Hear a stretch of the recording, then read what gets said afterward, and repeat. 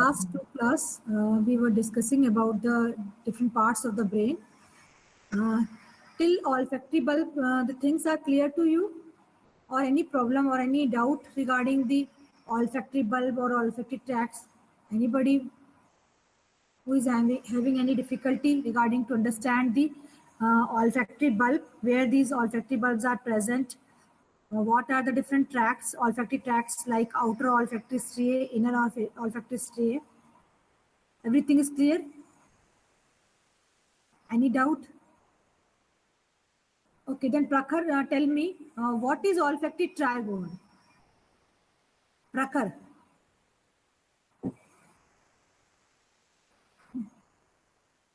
Am I audible, Prakhar? Prakhar Tiwari. Yes, ma'am. What is olfactory trigone? Ma'am, it is a triangular Yes. area. Triangular area. Present between the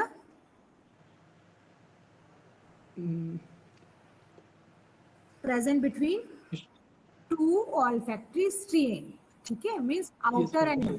Okay, the triangular area present between the two olfactory striae, that is inner and outer. Okay. Yes, Shia, tell me, what is where the anterior perforating area is present? Shia Pandey. And yes, ma'am, in olfactory. In olfactory? Trigone. Trigone. Okay, good.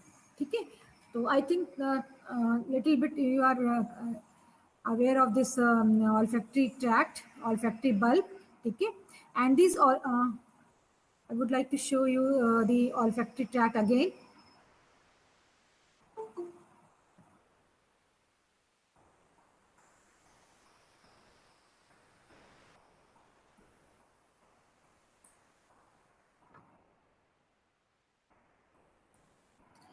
This is the pic which I have taken from this Ghosh book, because you all are having this PDF or soft copy of Ghosh.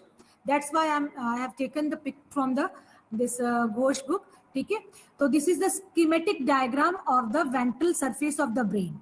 Okay, here you can see these are the olfactory bulb, okay, or olfactory sac, which are present in the ethmoidal fossa or olfactory fossa.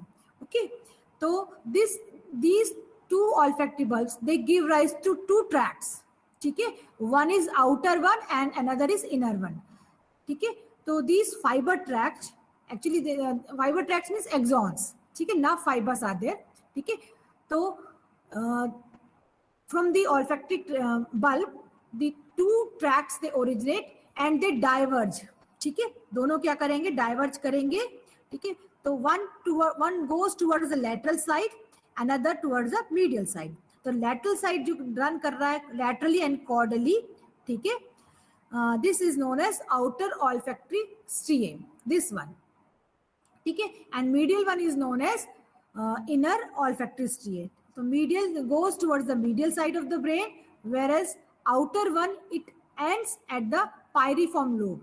ठीक है, this is the pyriform lobe of this brain. ठीक है, यहाँ पे जाके end करेगा. It meets with the fimbria of the hippocampus. Actually, the center for the olfaction is present in the medial part of the temporal lobe. ठीक है, अभी temporal lobe आपको बताना है. तो पहले मैंने बता दिया about the rhinencephalon and the olfactory sac as well as the tracts. ठीक है, तो these two tracts, when they diverge, they enclose a triangular area. ठीक है, एक triangular area ये दिख रहा है, दूसरा ये दिख रहा है. तो this triangular area is known as, यहाँ पे लिखा भी हुआ है, olfactory trigone. ठीक है, it contains some perforations. ठीक है, the perforations are meant for, anybody can give the answer why these perforations are present? Blood vessels. For passage of the blood vessels. The blood vessels, they enter through this inside the substance of the brain. Okay, तो ये तो हो गया regarding rhinencephalon. तो सबसे पहले बताएंगे कहाँ olfactory bulbs present होते हैं. दो tracts बताएंगे, olfactory trigone और anterior perforating area. The outer olfactory tract pyriform lobe में end होगा. ठीक है, it gets attach with the fimbria of the hippocampus. फिर अल्टीमेटली जो सेंटर बनेगा that is the medial part of the temporal lobe of the cerebral hemisphere. ठीक है, तो this is about the rhinencephalon. although it is also attached with the limbic system. ठीक है, emotional behaviour अपन देखेंगे, एमिगडालॉइड nucleus as well as hippocampus. These structures they take part in the formation of the limbic system. ठीक है, वो बाद में अपन पढ़ेंगे, but अभी केवल ऑल्फैक्शन कैसे हो रहा है या उसका स्ट्रक्चर जो है you have seen here. Then next about the cerebrum.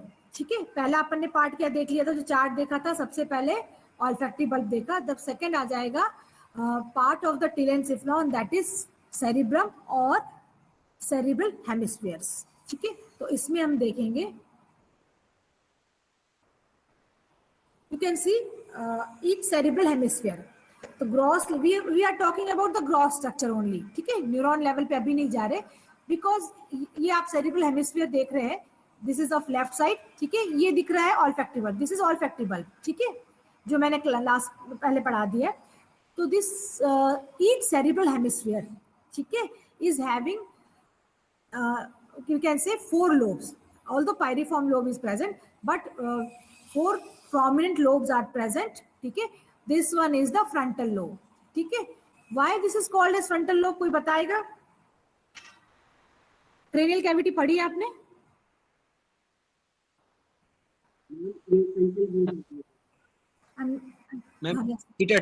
Frontal bone. हाँ, यहाँ पे फ्रंटल बोन है. ठीक है, ऑल्दो यहाँ पे पैराइटल लिखा है, बट इनके ये तो क्या है कि parietal bone in case of horse present here.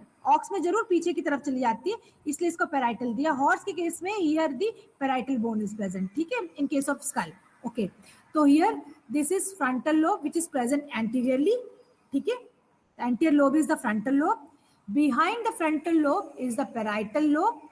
ठीक है, and caudally present because here the occipital bone is present, so this lobe is the this occipital lobe. So first lobe is the frontal, then parietal, then occipital, and laterally and ventrally because here temporal bone is present. आपको पता है cranial cavity मैंने पूछा था last time, मैंने बता दिया था. तो hence this temporal lobe is present ventrally and laterally. So there are 4 prominent lobes of each cerebral hemisphere. These are the frontal lobe, parietal lobe, occipital lobe, and temporal lobe. Is it clear? Okay. Then the outer portion or cortex of the cerebral hemisphere is having elevations and depressions. ठीक है? Elevations are known as convolutions or depressions are known as sulci or gyri. ठीक है, तो आपको मैं एक structure और दिखा देती हूँ इसमें.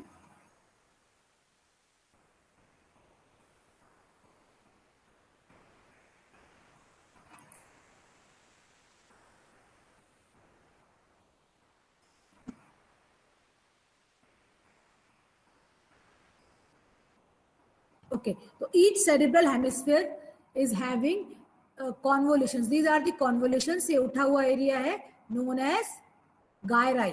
ठीक है, and depressions, these grooves are known as sulci. ठीक है, तो to increase the surface area. ठीक है, तो much more developed part of the brain, this is cerebral hemisphere. The outer portion or cortex which is having gray matter is having convolutions, मतलब उठा हुआ area, that is known as gyri, and these gyri are separated by the invagination or sulci. तो clear है? ठीक है, and each and every gyri and sulci are having their each name.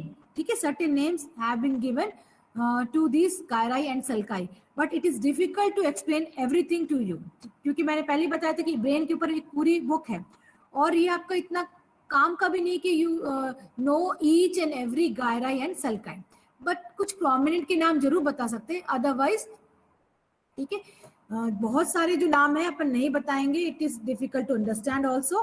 ठीक है, तो elevations are known as gyri and depressions are known as sulci. इसमें शायद कुछ का नाम दिया होगा. ओके, एक्चुअली गायराई में अगर अपन देखेंगे, ये पोर्शन जो कहलाएगा दिस इज सेंट्रल गायरस, ठीक है, और उसके आगे ये वाला जो पोर्शन कहलाएगा this is pre central gyrus, ठीक है, pre central gyrus and post central gyrus. बीच वाले एरिया को अपन बोल सकते हैं सेंट्रल गायरस, उसमें भी मीडियल लैटरल बहुत सारे नाम है, आप उसको ध्यान नहीं दीजिएगा। Anterior to this is the pre central and posterior are the post central gyrus, ठीक है। And grooves which separate the prominent grooves मैं आपको बता देती हूँ इसमें, हाँ, this is corpus callosum. If we see this medial surface of the brain, this is the corpus callosum, which I will explain in the later. ठीक है, तो just dorsal to this, यहाँ पे जो ग्रूव दिख रहा है, ठीक है, just dorsal to this corpus callosum, ठीक है, तो इसको कहेंगे अपन, यहाँ पे जो ग्रूव है दिस इज callosal fissure, ठीक है, known as callosal fissure। बिल्कुल कॉर्पस कैलोजम के ऊपर जो ग्रूव होगा that is known as callosal fissure और ग्रूव। एंड यहाँ पे जो लिखा है callosomarginal fissure between this gyrus is known as cingulate gyrus. यहाँ पे क्या बोलेंगे इस वाले गायरस को, which is present just above the corpus callosum. Groove is known as callosal fissure, ये वाला जो एरिया है, and gyrus is known as cingulate gyrus which is older one, ठीक है। During the development deposition of the this cortex और grey matter takes place, ठीक है। तो मैमल्स में ज्यादा डेवलप है तो आउटर पोर्शन में है, but initially this cingulate gyrus is present, ठीक है।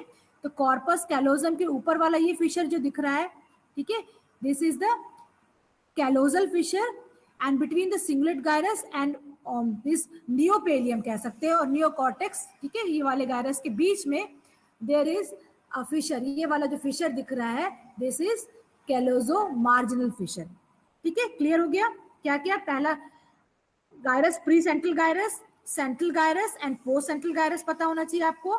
Then cingulate gyrus which is present just above the corpus callosum, ठीक है, cingulate gyrus is present just above the corpus callosum and fissure और groove which is present between the corpus callosum and cingulate gyrus is known as callosal fissure, ठीक है। और cingulate और अपर gyrus के बीच में there is a groove, this is known as callosomarginal fissure. Clear हुआ fissure के बारे में कुछ थोड़ी बहुत? Is it clear? Am I audible? Ma'am repeat कर दीजिए एक बार और रिपीट कर दूं। रिपीट करिए। देखो ये तो ये ऑल्फैक्टिव बल्ब है, this whole is the right cerebral hemisphere कह सकते हैं इसको। ये क्या है? राइट सेरिब्रल हेमिस्फीयर, ठीक है। उसी के अंदर अपने को भी वहां पे देखने मिलेगा this lateral ventricle, corpus callosum सब है अंदर इसके, ठीक है। तो दिस आउटर एरिया और cortex of the cerebral hemisphere, ठीक है, हैविंग एलिवेशंस जिसको अपन कॉन्वोल्यूशंस कह सकते हैं, these are known as gyrus. ये सबको पता है, आप लोगों ने कब से स्कूल से पढ़ रहे हो, ठीक है। तो these elevations are known as gyri. जो ये जो उठा हुआ एरिया दिख रहा है इनको क्या कहते हैं? गायरस। ये प्लूरल इज गायराई। ये सारे एलिवेशंस क्या है? These are known as gyri और सिंगुलर इज गायरस, ठीक है। And each gyrus is separated by the presence of a groove that is known as sulci और फिशर। अभी क्लियर हुआ? ये जनरल बात कर रही हूं मैं about the gyri and sulci, ठीक है। तो cerebral hemisphere is having elevated area or convolutions known as gyri and groove को कहेंगे sulci, ठीक है। अब each and every gyri and sulci have certain name, ठीक है। तो वो पॉसिबल नहीं है कि छोटी छोटी चीज बताना, बट इन जनरल जो प्रोमिनेंट दिखाई दे रहे हैं वो गायराई और सल्काई के नाम बताएंगे, ठीक है। तो आगे की तरफ ये वाला जो कहलाएगा इसके भी डिफरेंट पार्ट्स है, तो अपन कह सकते हैं this is the pre central gyrus, then here is the central gyrus and पीछे की तरफ आ जाएगा पोस्ट सेंट्रल गायरस, ठीक है। Just know only about this, बाकी छोटे छोटे जो उसके अलग अलग नाम है वो मैं नहीं बता रही। तो आउटर मोस्ट में ये हो गया। Then interiorly again another layer is present during the development, this gyrus which is cingulate gyrus which is older one, ठीक है। मैमल्स में ये पूरा डेवलप है, इनिशियल जो आप देखे होंगे वर्टिब्रेट्स में ये सब पूरा डेवलप नहीं है, ठीक है। तो cingulate gyrus is older one and this outer most जो जिसको अपन नियोकॉर्टेक्स बोलेंगे विच इज न्यूअर वन, ठीक है, मोर प्रोमिनेंट इन मैमल्स। ओके, तो यहाँ पे जो देख रहे हैं गायरस को अपन क्या कहेंगे, सिंगुलेट गायरस, ठीक है। अभी मैंने केवल एक प्रोमिनेंट गायरस का नाम बताया, दिस इज सिंगुलेट गायरस, ठीक है। अब फिशर की बात करेंगे, दो चार नाम बता रही हूँ। तो between the corpus callosum and cingulate gyrus there is a fissure which is known as callosal fissure, ठीक है, जो कि ग्रे मैटर को किससे सेपरेट कर रहा है, कॉर्पस कैलोजम से। तो corpus callosum is not a grey matter, okay, I will explain later on, okay. And between the cingulate gyrus and outer gyrus there is another fissure जो आपको यहाँ दिखाई दे रहा है, this fissure is known as calozomarginal fissure। अब clear हुआ? Yes, ma'am. Yes, ma'am. When we see from the ventral aspect, ये कौन सा व्यू देख रहे हैं, मीडियल व्यू, ठीक है, सेरेब्रल हेमिस्फीयर का। अभी केवल सेरेब्रल हेमिस्फीयर में ध्यान दो, बाकी चीज छोड़ दो। When we see from the ventral aspect, ठीक है, तो वेंट्रल एस्पेक्ट में देखोगे this is the outer portion, gyri दिख रहा है जो डॉर्सल से भी है और लैटरल में भी है, ठीक है। तो between these gyri outer portion में and this is the outer olfactory striae, ठीक है, इसके बीच में ये फिशर जो दिख रहा है, इसमें नाम दिया है, यहाँ दिया हुआ है, ठीक है। तो this fissure is known as rhinal sulcus, ठीक है। कौन कौन से सल्कस देख लिए, सल्कस और फिशर, ठीक है, एक ही चीज है। One is callosal fissure आपने देख लिया, another is callozomarginal fissure, and third one which I am showing here, which is visible from the ventral aspect between outer olfactory striae and gray matter, उनके बीच में there is another sulcus, ये जा रहा है, it correspond the outer olfactory striae, जैसे olfactory striae जा रहा है वैसे ही कि groove और sulcus जा रहा है।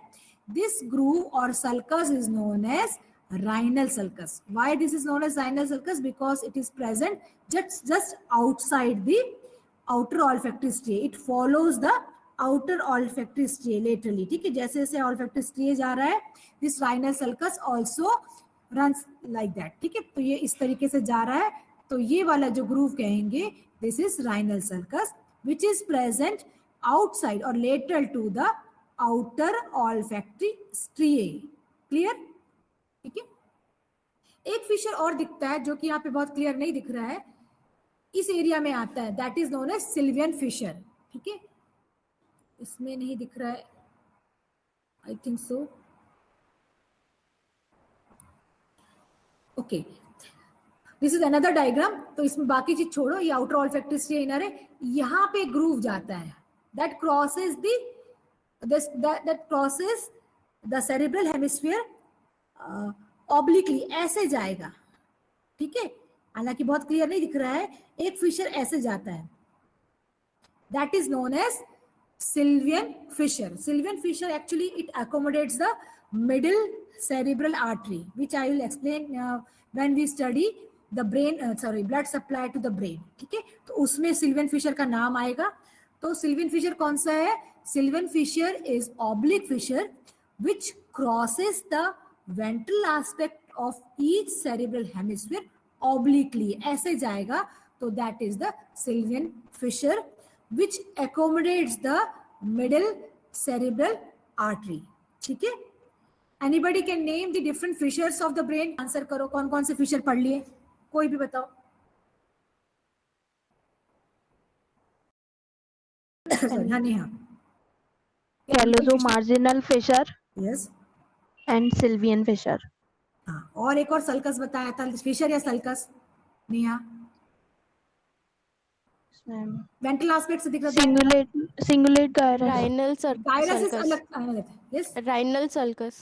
हाँ गुड, प्रियंका, राइनल सल्कस और राइनल फिशर, ठीक है, that Yes, ma'am. Is present lateral to the outer olfactory striae. तो अभी सल्काई के बारे में कौन कौन सा हो गया, callosal fissure, callosomarginal fissure, then this Sylvian fissure, ventral side से दो दिख रहे हैं, सिल्वियन फिशर, ठीक है, that crosses obliquely the ventral surface of each cerebral hemisphere and accommodates the middle cerebral artery, ठीक है। तो जब अपन ब्लड सप्लाई टू ब्रेन पढ़ेंगे तब भी आप देखोगे, ठीक है। Another sulcus is rhinal sulcus that correspond to the lateral aspect of the outer olfactory striae, ठीक है। गायरस मैंने कौन कौन से बता दिए? कृष्णा पात्रा, नेम दी गायराई, 2-4 ही बताए, बहुत सारे। Yes. बताओ। Cingulate gyrus, Yes. pre-central gyrus, post-central gyrus, central gyrus, okay, and central gyrus, ठीक है। central gyrus. तो इतना क्लियर हो गया। सेरिब्रल हेमिस्फीयर में कॉन्वोल्यूशंस है नोन एज गायराई, सल्काई है मींस जो डिप्रेशंस है, ठीक है, known as sorry convolutions are known as gyri and depressions are known as sulci, ठीक है। कुछ के नाम मैंने अभी बता दिए शुरू में, okay. And different lobes of the each cerebral hemisphere, कौन बताएगा? Nitin Gupta, name the lobes of each cerebral hemisphere. अभी मैंने बताया है। नितिन, बताओ लोब्स बताओ सेरिब्रल हेमिस्फीयर के। फ्रंटल, फ्रंटल, हाँ, एंटीरियरली प्लेस जो होगा फ्रंटल होगा, देन फ्रंटल, पैराइटल, टेम्पोरल और ventral. Frontal, parietal, temporal and last one is ventral. मुझे सुनाई नहीं दिया last one. Ventral occipital. Occipital, ठीक है आशीष, okay. Frontal, parietal, temporal and occipital lobes, ठीक है। तो imaginary we have divided this as per their position. तो फ्रंटल एंटीरियर तरफ है, ठीक है।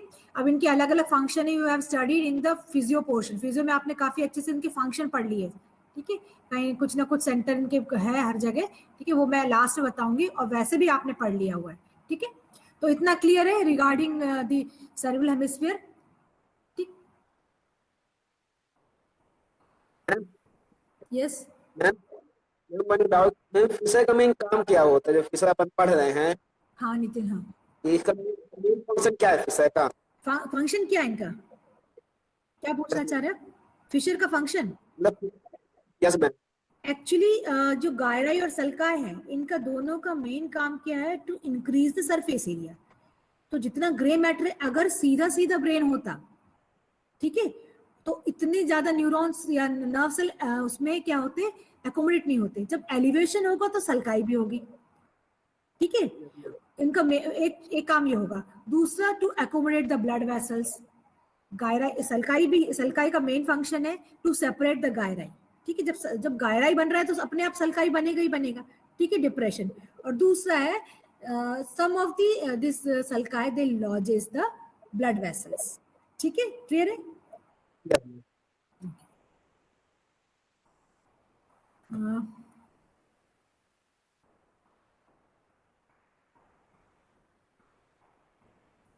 तो now another thing about the cerebrum. तो अपन टीलेंसिफ्लॉन में क्या पढ़ रहे थे? सेरिब्रल और सेरिब्रल हेमिस्फीयर, ठीक है। तो लोस पढ़ लिए सेरिब्रल हेमिस्फीयर के, गायराई, सल्काई हो गया। Then inside this outer portion और कॉर्टेक्स, ठीक है, टीलेंसिफ्लॉन हैज अ कैविटी, ठीक है। ये वाली जो कैविटी दिख रही है, this cavity present in each cerebral hemisphere is known as lateral ventricles, ठीक है। बिकॉज cerebral hemisphere कितने हैं? 2 है, तो कैविटी भी 2 होगी, and these are known as lateral ventricles, ठीक है। अब lateral ventricles right and left होंगे, तो उसमें एक को अपन फर्स्ट मान ले, दूसरे को सेकंड मान ले, ठीक है। तो lateral ventricles are present in each cerebral hemisphere, ठीक है। तो this cavity is known as this is oval कह सकते हैं, elongated cavity। कैसे cavity है? elongated cavity present in each cerebral hemisphere known as lateral ventricle lined by the ependyma, ठीक है। तो ये वाला ये क्योंकि सेप्टम पेलुसिडम जो ये एक शीट है, इसके अंदर होगी कैविटी। कैविटी कहाँ है? इसके अंदर है। अगर if you remove out this septum pellucidum, इसको यहाँ से कट करके अगर सेप्टम पेलुसिडम को निकालेंगे, तो we are able to see a cavity inside this, and this cavity is known as lateral ventricle, ठीक है। तो कितने नंबर होंगे लेटरल वेंट्रिकल के? 2। One is right, another is left. तो इसमें एक को अपन 1 नंबर दे देंगे, दूसरे को सेकंड नंबर देंगे, ठीक है। तो लेटरल वेंट्रिकल्स कहाँ पे? Inside in each cerebral hemisphere, ठीक। and these cavities actually they are not uniform, ठीक है. इलोंगेट कैविटी है, पीछे की तरफ भी जाएगी और आगे की तरफ जाएगी, रफली ओवल इलोंगेटेड शेप कह सकते हैं इसको, ठीक है, जो कि अभी अपने को यहाँ से नहीं दिख रही है, ठीक है, because of the presence of the septum lucidum और सेप्टम पैलिसिडम, ठीक है. अब formation of this lateral ventricle, how the formation of this cavity takes place. मैं यहाँ पे कर्सर घुमा रही हूँ, इसका मतलब सेप्टम नहीं, सेप्टम को हटाने के बाद, ठीक है.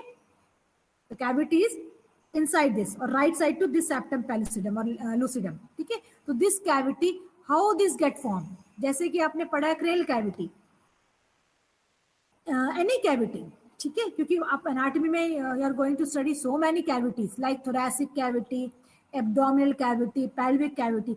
Cavity का means there is space और roomy space कह सकते हैं, room, ठीक है, which has some boundaries like upper boundary or upper wall is known as roof, ठीक है. किसी भी केस में देख लो, एब्डोमिनल कैविटी में भी रूफ होगी, cranial cavity is also having roof. आपने बताया roof of the cranial cavity is being form by the frontal bone, ठीक है.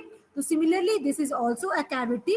तो इसका फॉर्मेशन भी वैसे ही होगा जैसे अपन क्रेनियल कैविटी में बनते हैं, कि कहीं रूफ है, कहीं फ्लोर है, कहीं मिडिल वॉल है, लैटरल वॉल है. तो सिमिलरली दिस लैटरल वेंट्रिकल, ठीक है, इसका फॉर्मेशन कैसे होता है. तो सबसे पहले अगर इसकी रूफ देखें, this is the roof of the lateral ventricle, ठीक है. तो रूफ में क्या चीज दिख रहा है, कोई बताएगा नाम. Roof of the lateral ventricle, corpus callosum. Corpus callosum. आपको खुद ही दिख रही है, तो आप बताओगे दिस लेटरल वेंट्रिकल्स, ठीक है. The roof of the lateral ventricle is being form by the corpus callosum which is visible, ठीक है. अब कॉर्पस कैलोसम के बारे में थोड़ा सा डिस्क्रिप्शन दे दूं. एक्चुअली कॉर्पस कैलोसम ये it is a white matter. क्या है ये? White matter. ये आप एक लाइन देख रहे हो यहाँ पे ना, this is not like this. ये कैसा होता है? This is wide band like structure. कैसा होता है? वाइड बैंड लाइक स्ट्रक्चर है which connects to cerebral hemisphere, ठीक है. This one is the right cerebral hemisphere. तो इसके अपोजिट में क्या होगा? Left cerebral hemisphere. आप जब देखोगे एक्चुअल ब्रेन देखोगे, ठीक है, ये क्योंकि एक व्यू दिख रहा है, 2D दिख रहा है, ठीक है. When we see the brain, तो कॉर्पस कैलोसम के ऊपर का जितना पार्ट होगा सेरिब्रल हेमिस्फीयर का, दैट इज फ्री वन. और कॉर्पस कैलोसम से शुरू करके देखेंगे तो नीचे पूरा अटैच पोर्शन होता है, ठीक है. कट करने में तो आपको ऐसा दिखाई दे रहा है, ठीक है. तो what is corpus callosum? Corpus callosum is a white band, wide as well as white band which connects the two cerebral hemispheres, ठीक है. And the fiber means axon, ठीक है. The fibers which are oriented transversely, जबकि हमको corpus callosum ऐसे जाते दिखाई दे रहा है, लेकिन इसमें जो फाइबर्स होते हैं कैसे जाएंगे? The orientation of the fibres transversely means the function of this corpus callosum to connect each cerebral hemisphere, ठीक है. और जो भी इंफॉर्मेशन होगी राइट से लेफ्ट, लेफ्ट से राइट जो जाएगी थ्रू दिस कॉर्पस कैलोसम, ठीक है. तो इसलिए इसको अपन कह सकते हैं commissural fibres. Corpus callosum is also known as commissural. Commissural मतलब जो बीच में जोड़ने का काम कर रहा है, ठीक है. तो कॉर्पस कैलोसम को अगर डिफाइन करना है तो corpus callosum is wide band, ठीक है, फाइब्रस बैंड. फाइब्रस का मतलब हो जाएगा, अपन कहना चाहेंगे इसमें नर्व सेल नहीं होगी, फाइबर्स होंगे, मींस एक्सॉन होंगे, ठीक है, which connects the two cerebral hemisphere, ठीक है. And fibres are oriented transversely. मतलब ट्रांसवर्सली का मतलब एक सेरिब्रल हेमिस्फीयर से दूसरे में, ठीक है, यहाँ से ओरिजिनेट होंगे दूसरे वाले सेरिब्रल हेमिस्फीयर में जाएंगे. ऐसे नहीं जाएंगे, लॉन्गिट्यूडनली नहीं जाएंगे फाइबर्स. फाइबर का orientation not like this, but these are transversely oriented. मतलब कैसे जाएंगे? From right cerebral hemisphere to left. Fibre का ओरिएंटेशन ऐसे होगा. एक डायग्राम और दिखा देती हूँ आपको मैं.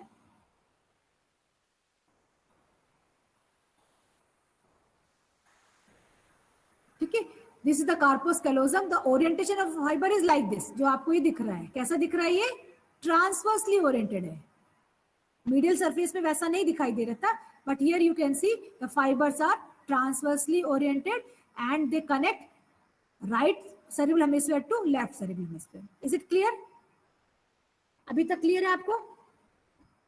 What is corpus Yes, ma'am. callosum? Corpus callosum क्या है? Anybody? White band-like structure which connects to cerebral hemisphere. हाँ, which connects to cerebral hemisphere. और फिर इसको और आगे बढ़ना है तो it forms the roof of the lateral ventricle. Lateral ventricle. Of the lateral ventricle. ठीक है, इतना समझ में आ गया आपको? चलो फिर वापस बैक जाओ. ओके, तो डेफिनेशन हो गई कॉर्पस कैलोजम की. देन दिस कॉर्पस कैलोजम, ठीक है, क्योंकि 3D देखेंगे तो बैंड लाइक स्ट्रक्चर है. इट हैज, अच्छा ये कर्व्ड होता है, सीधा सीधा नहीं होगा, ठीक है. And it has certain parts. ये यहां से शुरू होता है कॉर्पस कैलोजम, ये ऐसे पूरा जाता है. ऐसे जाने का मतलब ये नहीं कि फाइबर्स का ओरिएंटेशन, ये स्ट्रक्चर है उसका. Fibres oriented, they are transversely, ठीक है. जैसे किसी घर की रूफ है या टिन लाइक शेड होता है ना जो ऊपर डालते टिन, तो सिमिलरली ये भी वैसे ही होगा, टिन लाइक, ठीक है. और फाइबर्स आर ओरिएंटेड ट्रांसवर्सली. तो जब अपन इसको देखेंगे तो देयर आर 3 मेन डिविजन्स और parts of the corpus callosum.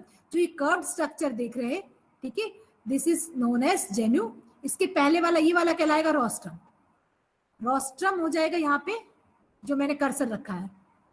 This is जेन्यू जो कर्व वाला है. कर्व से पहले rostrum, जेन्यू.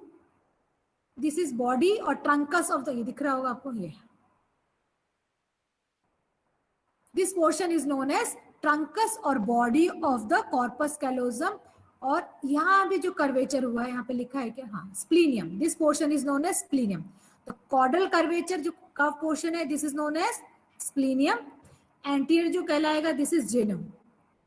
Genu is the anterior most part. उससे भी और आगे कर्वेचर के बाद this part is known as rostrum. Rostrum, genu, then this truncus or body of the corpus callosum, this is thinner in comparison to genu. The truncus or body portion, it is thinner, ठीक है. Then last portion of the corpus callosum is known as splenium, ठीक है.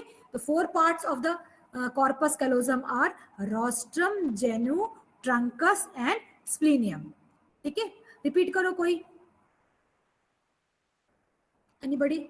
Rostrum, genu, and body splenius. Splenium. ठीक है, truncus. And these are the 4 parts of the corpus callosum, ठीक है. तो corpus callosum की डेफिनेशन हो गई.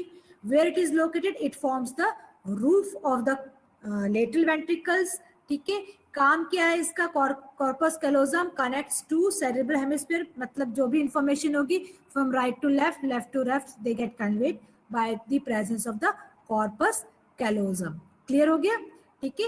And 4 parts of the corpus callosum are rostrum, genu, truncus and splenium, ठीक है. And it forms the roof of the lateral ventricle, ठीक है. अब इफ यू सी, ये तो हो गया roof of the lateral ventricle. Floor of the lateral ventricle, हालांकि यहाँ पे कुछ दिखाई नहीं दे रहा है. दिस, ये यहाँ से शुरू करके ये पोर्शन भी जाएगा, ये पूरा फ्लोर बनेगा, ठीक है. बीच में फॉर्निक्स जरूर आ गया है, ठीक है, क्योंकि फॉर्निक्स इज मीडियली प्लेस्ड यहाँ पे, ठीक है. तो if we talk about the floor of the lateral ventricle, यहाँ तक जाएगा फ्लोर पूरा, ठीक है. तो द एंटीरियर मोस्ट पोर्शन, जो मैं आपको बाद में दूसरे पिक्चर में दिखा दूंगी, ठीक है. Even this is visible in our brain. अगर हम लोग के हाथ में ब्रेन होता तो क्लियरली दिखाई देता. यहाँ पे फ्लोर में there is one structure is present, that is known as caudate nucleus, which I will explain in the later on. Caudate nucleus corpus आइटम का पार्ट है, ठीक है. तो यहाँ पे, अच्छा, what is nucleus in case of central nervous system? Anybody? Nucleus, group of cyton or cell bodies present among the or in between the white matter, ठीक है. न्यूक्लियस तो साइटोन का तो एग्रीगेशन है, ठीक है. कॉर्टेक्स में पूरा ही पूरा है, पूरा साइटोन है, ठीक है. लेकिन न्यूक्लियस कब बोलेंगे, जब when the aggregation of cyton or cell bodies present among the white matter or between the white matter. white matter के बीच बीच में जब होंगे साइटोन, ठीक है, उसको क्या कहेंगे? न्यूक्लियस, ठीक है, जनरली गैंग्लिया भी कहते हैं, और वैसे अभी अपन बेसल गैंग्लिया पढ़ेंगे। तो nucleus means aggregation of cell bodies in between the white matter, ठीक है। तो यहाँ हम देखेंगे, अभी दिख नहीं रहा इसमें, here there is chordate nucleus is present. I will show this another diagram in which this chordate nucleus is present, ठीक है, वो दूसरा व्यू होगा, पर आपको यहाँ से बता दे रही। तो floor of the lateral ventricle, first it is formed by the chordate nucleus. इस तरीके से almond shape आप कह सकते हैं, elongated structure, elevation is present, ऐसे होगा, that is known as chordate nucleus, ठीक है। तो फ्लोर किससे बन रहा है? पहला चीज chordate nucleus से। दूसरा आ जाएगा, यहाँ पे आपको दिख रहा है, this is the choroid plexus. तो choroid plexus also form the floor of the lateral ventricle. उसके अलावा थैलेमस है, thalamus also forms the floor of the lateral ventricle.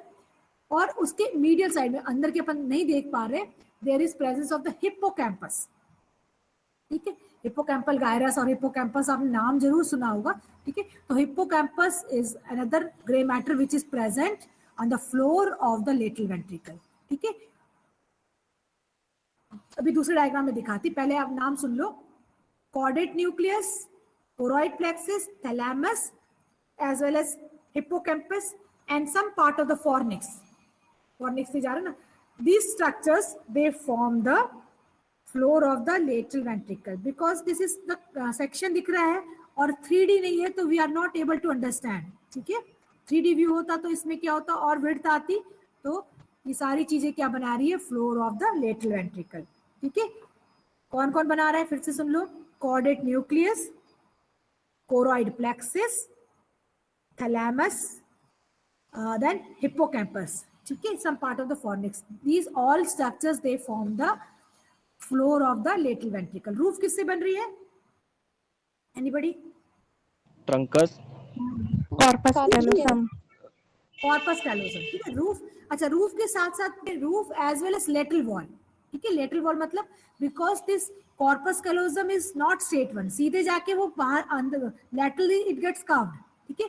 तो roof as well as lateral wall walls of this lateral ventricles is being formed by the corpus callosum. The corpus callosum it not only form the roof but also the lateral wall, ठीक है। Floor किस किस से बन जाएगा? Caudate nucleus, then choroid plexus, thalamus, hippocampus and fornix, ठीक है। अब इसके लिए मैं एक दूसरा डायग्राम आपको दिखा रही हूँ।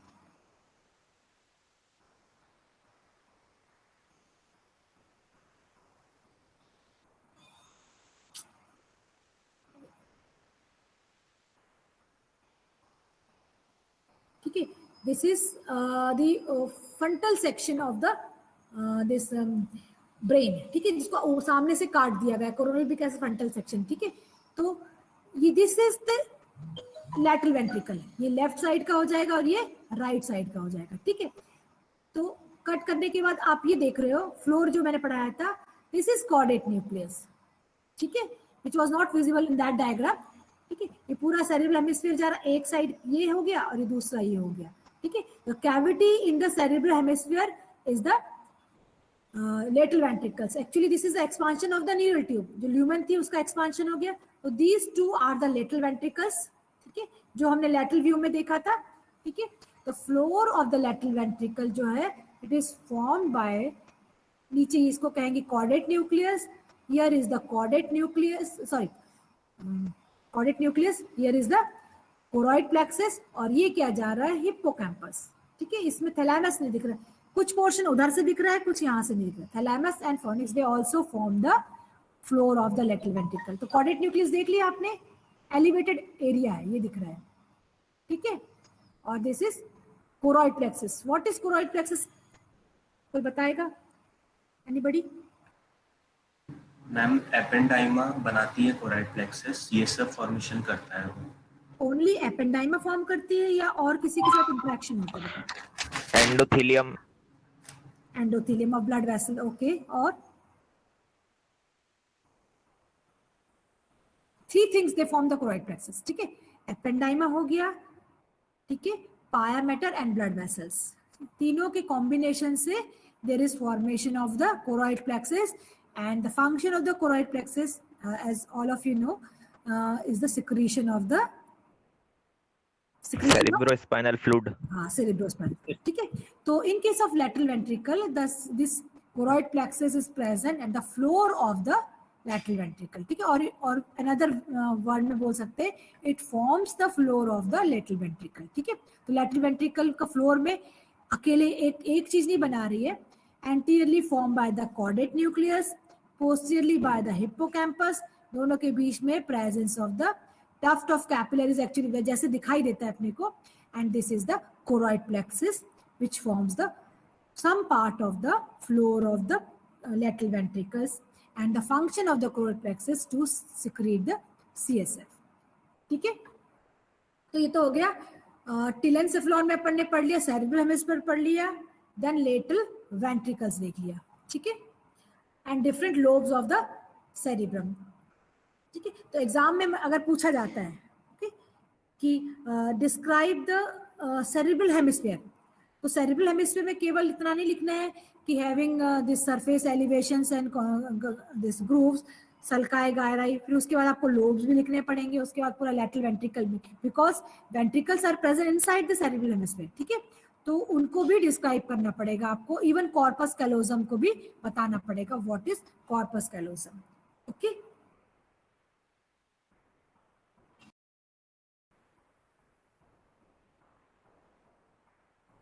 Another thing which is present in the this cerebral hemisphere is basal ganglia. Basal ganglia has two parts. One is the corpus striatum. Anybody is knowing about what is corpus striatum? Something about, कुछ थोड़ा idea क्या है corpus striatum? Controls gross voluntary activities. हाँ, control motor activity. Okay, good है ना. तो क्या होता है corpus striatum? Includes क्या क्या चीज होती है उसमें? Caudate nucleus and putamen. Good.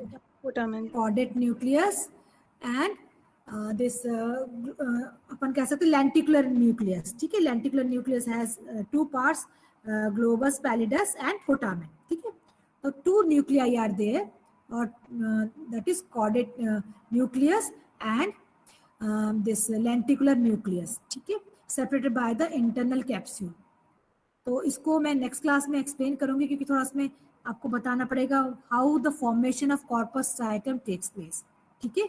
तो जितना मैंने आज पढ़ाया ये क्लियर है, कुछ भी डाउट हो तो पूछ सकते हो, क्योंकि it is not possible to show each and everything. कभी कोई व्यू दिखाना पड़ेगा ब्रेन में, कभी कुछ कोई दूसरा व्यू दिखाना पड़ेगा, ठीक है. तो जितना आज पढ़ाया है वो क्लियर है, या उसमें कोई डाउट हो तो भी पूछो.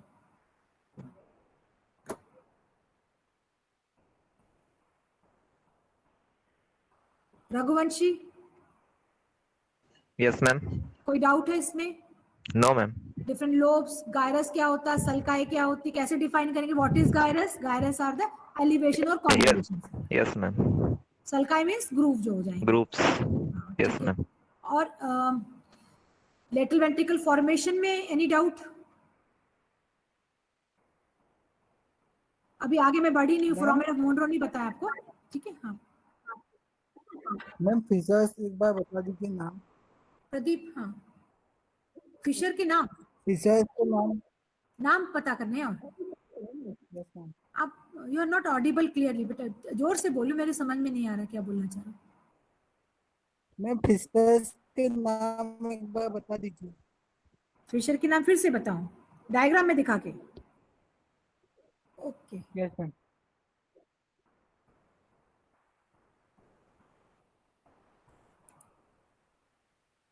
This is a medial view of the brain, ठीक है. बहुत सारे फिशर मैंने आपको नहीं बताया क्योंकि उसमें कंफ्यूजन होगा. कॉर्पस कैलोजम बता दिया है, तो इसके ऊपर देयर इज अ सल्कस, ठीक है. कॉर्पस कैलोजम के ऊपर एक ग्रूव होगा विच रन्स, ठीक है, एज पर द कॉर्पस, बिल्कुल कॉर्पस कैलोजम के साथ साथ चलेगा. That groove is known as callosal fissure. नाम ही है उसका callosal fissure, which is present dorsal to the corpus callosum, ठीक है. Just above the callosal fissure there is a cingulate gyrus. तो गायरस की बात अपन नहीं कर रहे, फिशर की कर रहे. तो between this and outer gray matter, there is another fissure that is known as कैलोजो. कैलोजो नीचे था पहले कैलोजल, ठीक है, तो दैट इज, और बाहर की तरफ चला गया तो known as callosomarginal fissure. Clear हुआ? दो, callosal fissure and callosomarginal fissure. Callosal fissure is present just outside the corpus callosum, ठीक है, and callosomarginal between the cingulate gyrus and outer cortex, that is known as callosomarginal fissure. ठीक है, अभी दो ही बताए इस view से. मेंटल व्यू से, the fissure which follows the outer boundary of the outer olfactory है, ये वाला फिशर या सल्कस को कहेंगे राइनल सल्कस. ठीक है, उसके अलावा यहाँ पे पाइरिफॉर्म लोब है, इसके यहाँ से एक सल्कस और जाता है जो कि इसमें क्लियर नहीं, इस तरफ से बिल्कुल ऐसे जाएगा. ठीक है, दैट इज सिल्वियन फिशर. तो how we define the Sylvian fissure? Sylvian fissure is an oblique fissure, is a fissure which runs, ठीक है, obliquely and separate the cerebral hemisphere, ठीक है, into anterior and posterior part. तो ऐसे oblique जो जाएगा that is Sylvian fissure. ठीक है, जो कि यहाँ पे क्लियर नहीं दिख रहा है, ये इधर से अपन देखेंगे तो this is the Sylvian fissure आ जाएगा. Sylvian fissure क्या होगा? It is an oblique fissure, ठीक है, and accommodates the middle cerebral artery. ठीक है, और कोई डाउट? क्लियर हुआ कि नहीं हुआ? Yes ma'am. रघुवंशी को नहीं, प्रदीप को कंफ्यूजन था. बताओ सभी सल्काई के नाम, नेम दिस फिशर. अभी जो मैंने बताया सबके नाम बताओ. Pradeep. Ma'am callosal fissure. Coronal नहीं, callosal fissure. Callosal. Yes ma'am. Callosal fissure. Callosal fissure, callosomarginal callosomarginal fissure और सिल्वियन फिशर. सिल्वियन, ठीक है, Sylvian fissure and another is rhinal sulcus. अभी चार ही बताए, rhinal sulcus. Now, any doubt regarding matter which I have explained in this class? और अभी मैंने बहुत सारी चीज छोड़ती जा रही हूँ, आगे अपन पढ़ेंगे. और ठीक है, नेक्स्ट क्लास में कॉर्पस साइटम पढ़ना है. ओके, अभी कोई डाउट हो तो पूछो. नितिन. ये पूछना था, ऑफलाइन क्लास का भी क्या शेड्यूल रहेगा? ऑफलाइन क्लास बेटा अभी नहीं हो पाएगी, स्थिति और बिगड़ गई है. ठीक है, हमारे यहाँ कुछ डॉक्टर्स को भी हो गया तो we are facing the problem. ठीक है, तो मेरे ख्याल से अभी 2 महीना तो भूल ही जाओ आप ऑफलाइन क्लासेस. नहीं हो सकती है ना. यहाँ जबलपुर में बहुत केसेस बढ़ गए, तो ऑनलाइन में ही जैसे है वैसे. कोई बात नहीं, जब आप लोग क्लास में आओगे, ठीक है, तो ब्रेन जो भी हम लोग पढ़ा रहे हैं वो आपको दिखाएंगे प्रैक्टिकली. थ्योरी तो आप लोग यहाँ देख लोगे, थोड़ा बुक से पढ़ लोगे, तो जब भी आप आओगे तो we show this all the things which we have. Brain के अलग अलग सेक्शन अपने पास है. ब्रेन इंटैक्ट ब्रेन है, अभी ड्यूरा मैटर वगैरह सब पढ़ाना है जो वो भी है, तो वो आपको दिखा देंगे जितना पॉसिबल हो सकता है. अभी ऑफलाइन में हम लोग आपको शो कर रहे हैं. ठीक है, ठीक है. मैंने सीआर की बात करी थी. Actually the student who has got highest marks is considered as the CR of the class. तो यहाँ, और जो कि रेगुलरली क्लास अटेंड कर रहा है, तो अभी हमें पता नहीं कि जो हाईएस्ट मार्क लिया हो सकता है वो ना कर रहा हो क्लास. तो अमंग यू जिसके हाईएस्ट मार्क्स है वो सीआर रहेगा. ठीक है, अभी बहुत सारे बच्चे जो 2-4 शुरू के हैं, जो बच्चे अटेंड भी नहीं कर रहे क्लासेस, इसलिए मैंने आपको डिसाइड ये वोटिंग के लिए नहीं किया था. आप डिसाइड ये करो कि पता करो किसके हाईएस्ट मार्क्स है और वो रेगुलर क्लास अटेंड कर रहा है. हम लोग भी देख लेंगे अदरवाइज. ठीक है, आशीष तिवारी मैम. आशीष तिवारी कितने मार्क्स है पीवीएफटी में? मैम रैंक 8 थी, मार्क्स एग्जैक्ट भूल गया हूँ. मार्क्स कितने थे मैम? रैंक 8 थी मैम. अपने कॉलेज में सबसे ज्यादा इसी. तुम्हारे मार्क्स पता होगे ना आशीष, बताओ तो. मैम 83 या 84. 83 थे ना, तो मेरे ख्याल से तुम्हारे से ज्यादा किसी के नहीं होंगे जहां तक. और है तो अभी बता सकता है शुरू. और जो रेगुलरली अटेंड कर रहा हो क्लास, मेनली ये इंपॉर्टेंट थिंग है कि जो क्लासेस रेगुलरली अटेंड कर रहा है और जिसके among you जिसके हाईएस्ट मार्क्स है वो ही CR रहेगा, ठीक है। तो जो रेगुलर है उसको बना देंगे हाईएस्ट मार्क्स वाला, आशीष ही मेरे ख्याल से, और डिस्कस कर लेंगे नेक्स्ट क्लास में, ठीक है। मैम लिस्ट में आशीष का ही है। लिस्ट में आशीष का ही, ठीक है। तो जो भी करस्पॉन्डेंस होगी आशीष का व्हाट्सएप लेके हम उसको बताया करेंगे, ठीक है। और वो ही आपको फिर डील करेगा कैसे आगे कोई भी इंफॉर्मेशन जो भी है, और आपको जो प्रॉब्लम है वो आशीष को बताओ, आशीष फिर मेरे से बात करेगा, फोन पे बात कर सकता है कोई प्रॉब्लम हो तो आशीष, ठीक है। बट 10 से 5, ऐसा नहीं कि 7 बजे 8 बजे ऐसे कर रहे, ठीक है। If you have any student is having any problem tell to Ashish, तो आशीष मुझे बता देगा, ठीक है। Okay ma'am. तो now Ashish is your CR और क्लास रिप्रेजेंटेटिव, ठीक है। तो नेक्स्ट क्लास में कॉर्पस स्ट्रैटम देखेंगे। तो अभी जितना मैंने पढ़ाया है घोष की किताब से पढ़ लो, ठीक है। अभी मैंने मैनेजेस नहीं पढ़ा है, पूरा ब्रेन पढ़ाने के बाद मैनेजेस पे जाऊंगी, ठीक है। फिर पहले स्ट्रक्चर ऑफ ब्रेन पता चल जाए। तो जो पढ़ाया है उसमें any doubt, anybody? No ma'am. ठीक है, पढ़ के आना, मैं नेक्स्ट क्लास में पूछूंगी, okay. Yes ma'am. Now this is all for today.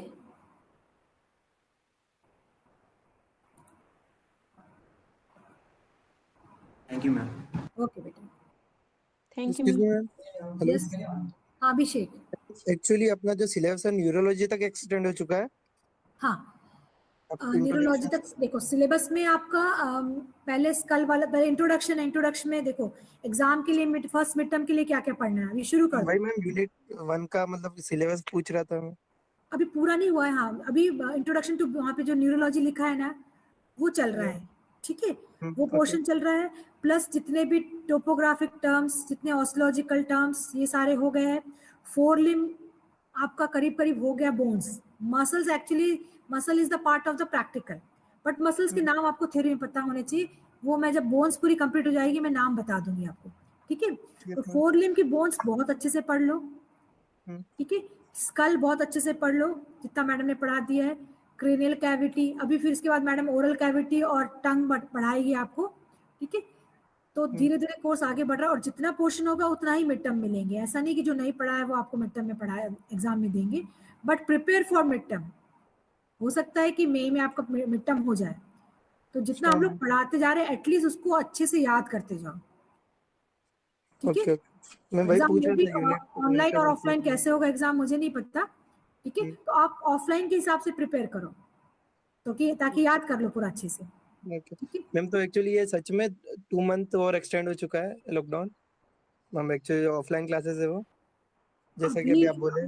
अभी मेरे को लग रहा है ऐसा, क्योंकि कुछ ऐसी कंडीशन तो नहीं दिख रही कि खुलने वाला है। 2 मंथ बोल दिया, आप किसी को एकदम से नहीं बताना, पर मुझे जहां तक लग रहा है कि पॉसिबल नहीं है। अप्रैल मंथ तो पूरा ही नहीं है, ठीक है। Yes ma'am, okay. तो आप लोग प्रिपेयर्ड रहिए दोनों तरीके से, ऑफलाइन ऑनलाइन, और मेनली आप एग्जाम की तैयारी करते रहिए। जितने भी टोपोग्राफी